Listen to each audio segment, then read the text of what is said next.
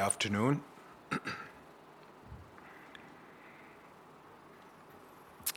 Distinguished guests, distinguished invitees, ladies and gentlemen.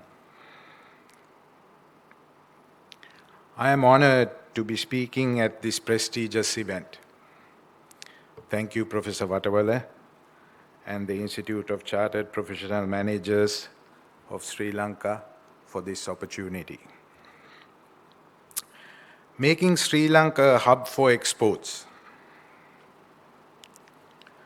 When we look at a map of the world, it is obvious that Sri Lanka is ideally placed as a geographical hub. Our position in the middle of the Indian Ocean has made Sri Lanka an international maritime and logistics hub that has connected Asia, Africa, the Middle East, and Europe since ancient times.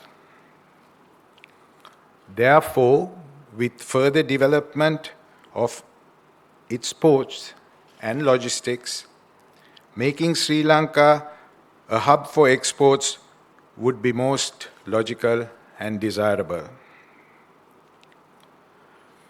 Currently, our top merchandise exports are apparel, tea, rubber-based products, coconut-based products, food and beverages, spices and concentrates, electronic and electrical items, components, petroleum products, seafood, fruits and vegetables, and gems and jewelry.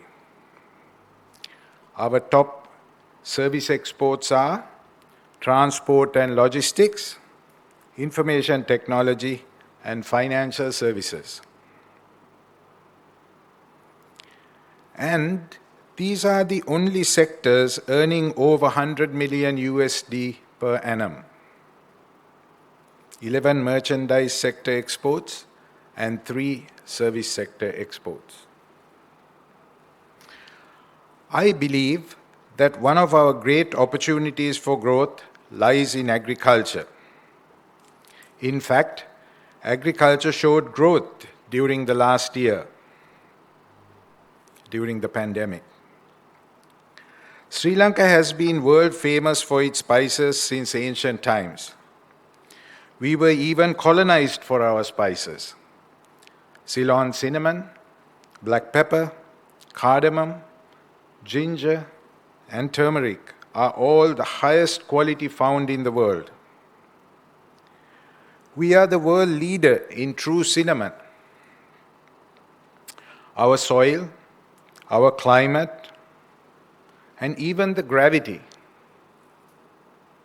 and our traditional agricultural practices augur well for being an outstanding producer of food.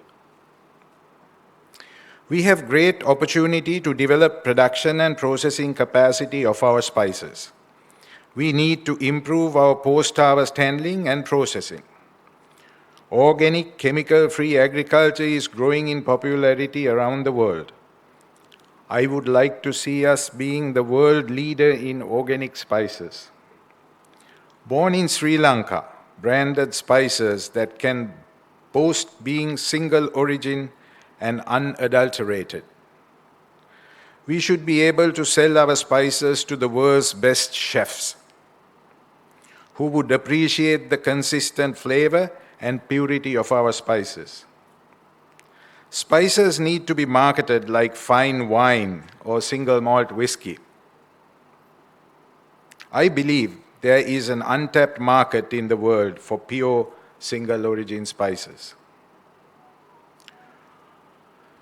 Over 50% of our fruits and vegetables go to waste due to post-harvest losses.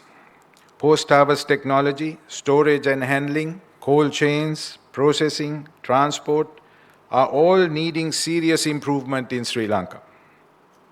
As I mentioned earlier, organic and chemical-free agriculture is growing in popularity around the world. This applies to fruits, vegetables, and all food products.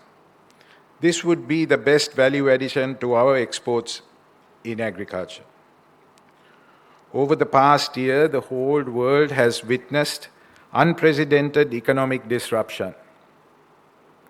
It is still uncertain what the next year will be like. What is certain is that we will need to think out of the box to navigate, survive, and succeed through this pandemic.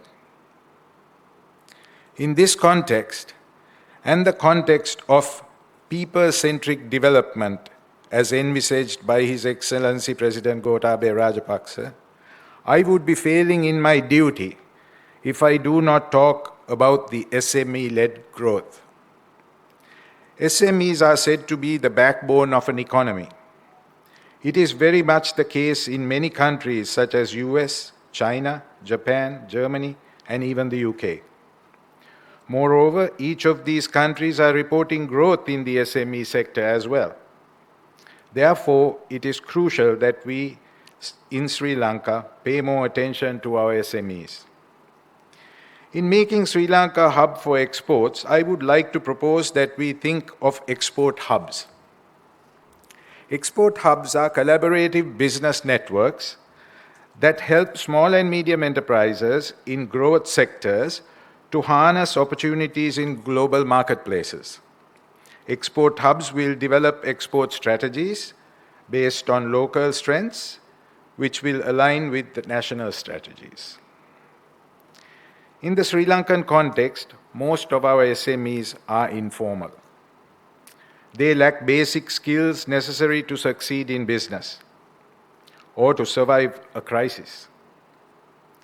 From communication skills to financial management skills and entrepreneurship, most of our SMEs need to be empowered. In this context, CPM's professional study program in management and entrepreneurship would be invaluable for our SMEs.